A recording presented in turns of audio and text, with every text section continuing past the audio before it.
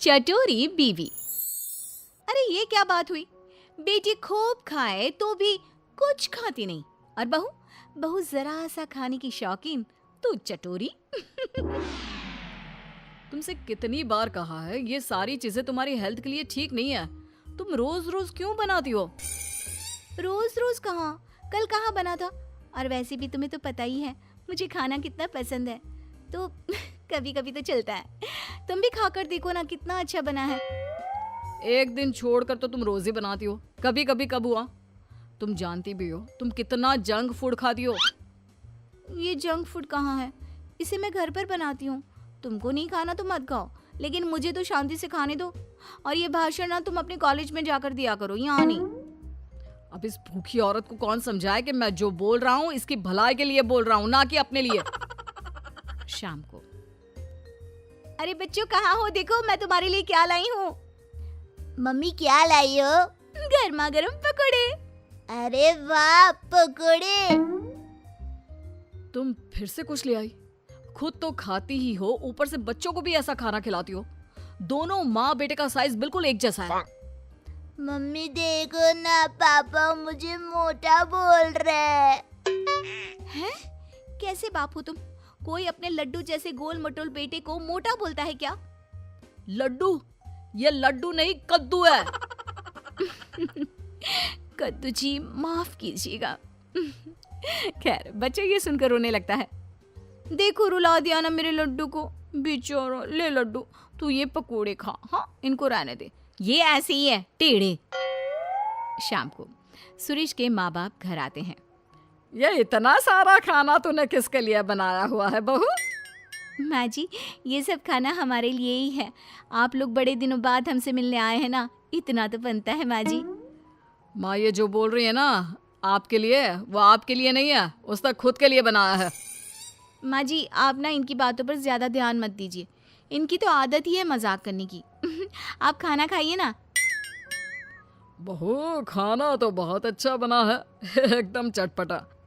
लेकिन हमारी उम्र में लोग चटपटे से ज्यादा सादा भोजन खाना पसंद करते हैं। ये सही बोल रहे हैं। वो क्या है ना बहू, हम लोगों की उम्र में ऐसा खाना पचने में बहुत टाइम लगता है, नहीं तो ऐसा खाना कौन ना खाना चाहे। तो माँ जी खाइए ना एक दिन सबको जाना ही है, तो खाकर क्यों ना जाया जाए।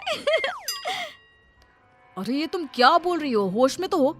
अरे एक दिन सबको जाना है तो क्या सड़क में गाड़ी के नीचे लेट जाए? लगता है खाना तीखा बनाते बनाते बहू की जुबान भी बहुत तीखी हो गई है। बहू सोच समझ के तो बोला करो कि क्या बोल रही हो। माँ जी आप थोड़े दिन और रुक जाइए, मैं आपको रोज ऐसा खाना बनाकर खिलाऊंगी, फिर तो आपका पेट भी इसकी इजाजत दे देगा। बेटा लड़का है, बहू ऐसा खाना खिलाकर मेरा पत्ता जल्दी काटने का सोच रही है। भगवान बचाए ऐसे बहू से। ठीक है माँ जी, लेकिन थोड़ा खाना और तो लीजिए। नहीं नहीं बहू, मेरा बस हो गया। और ससुर जी आपको तो लेना ही होगा। अरे नहीं बहू रहने दो, मेरा भी बस हो गया। वो क्या है ना, मुझे डॉक्टर ने आजकल कम खाने को कहा है। अरे पूछना बंद करो, तुम्हें समझ में नहीं आता। वो इस खाने को खाना नहीं चाहते। ये खाना हम ही क्या, अगर कुत्ते बिल्ली को भी खाने को दोगी ना तो वो भी ना खाए, इतना तीखा है। तुम तो अपना मुंह बंद ही करो, तुम लोग नहीं खाओगे तो क्या हुआ, मेरा प्यारा बेटा जरूर खाएगा।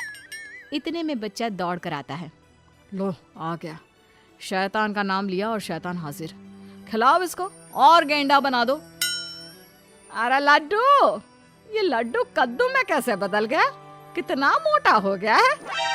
सच्ची दादी मैं मोटा हो गया क्या? लेकिन माँ तो बोलती है मैं वैसा का वैसा ही हूँ, 1 इंच भी नहीं बढ़ा। अरे कितना कमजोर है मेरा बच्चा, हाय मेरा बच्चा। सच कहा, तुम्हारी माँ ने तुम्हें 1 इंच भी नहीं बढ़ने दिया, बस पेट बाहर आता जा रहा है। माँ जी ये आप क्या बोल रही हैं, कहाँ है मेरा बेटा मोटा, इसे तो तंदुरुस्त बोलते हैं। तब तो मुझ जैसे को हड्डी बोलते होंगे ना। आप सभी लोग ना मेरे बेटे और मेरा मजाक मत उड़ाइए। चल बेटा हम चलते हैं हमारे कमरे में, वहीं जाकर खाएंगे। ऐसे ही सुरेश की बीवी कुछ न कुछ नया बनाकर खाती रहती थी, लेकिन एक दिन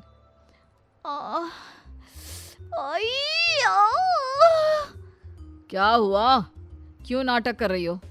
अगर तुम मेरा ध्यान अपनी तरफ खींचने के लिए ये सब कर रही हो तो नहीं जी, मुझे सच्ची में बहुत दर्द हो रहा है। इतना दर्द जैसे पेट में आग लग गई हो।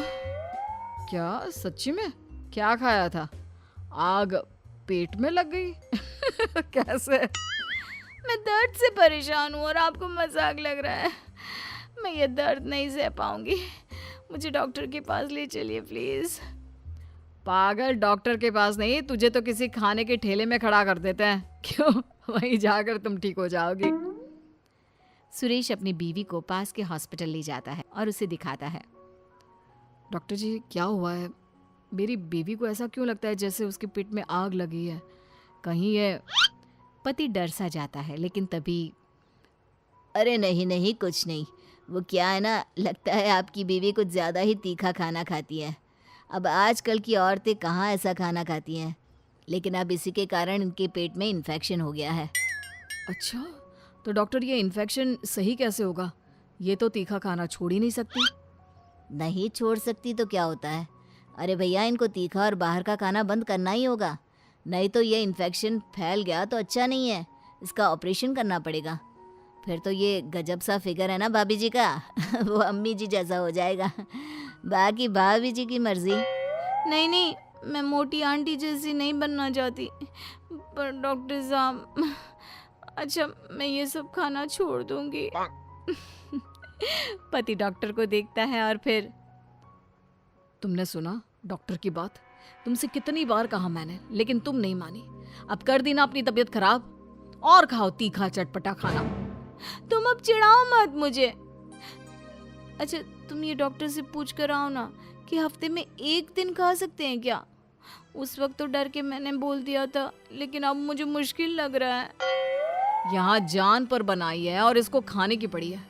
अभी भी आधी रात को मेरी नींद खराब कर तुमको अपने खाने की चिंता हो रही है। यार कुछ तो सुधर जाओ। तभी सास बच्चे को लेकर आती है। बेटा, ये छोटू भी पता नहीं क्यों पेट पकड़ कर बैठा है, जरा देख ले। अभी से क्या हो गया?